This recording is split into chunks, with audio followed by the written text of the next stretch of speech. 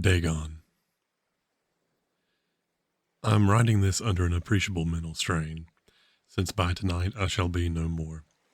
Penniless, and at the end of my supply of the drug which alone makes life endurable, I can bear the torture no longer, and shall cast myself from this garret window into the squalid street below. Do not think from my slavery to morphine that I am a weakling or degenerate. When you have read these hastily scrawled pages, you may guess, though never fully realize, why it is that I must have forgetfulness or death. It was in one of the most open and least frequented parts of the broad Pacific that the packet of which I was supercargo fell victim to the German sea raider.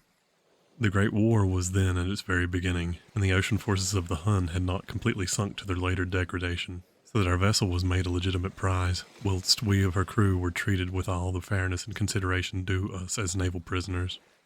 So liberal, indeed, was the discipline of our captors, that 5 days after we were taken I managed to escape alone in a small boat with water and provisions for a good length of time. When I finally found myself adrift and free, I had but little idea of my surroundings. Never a competent navigator, I could only guess vaguely by the sun and stars that I was somewhat south of the equator.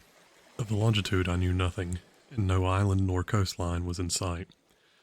The weather kept fair, and for uncounted days I drifted aimlessly beneath the scorching sun, waiting either for some passing ship or to be cast on the shores of some habitable land.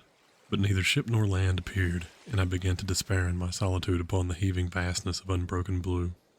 The change happened whilst I slept. Its details I shall never know, for my slumber, though troubled and dream-infested, was continuous. When at last I awaked, it was to discover myself half sucked into a slimy expanse of hellish black mire, which extended about me in monotonous undulations as far as I could see, and in which my boat lay grounded some distance away.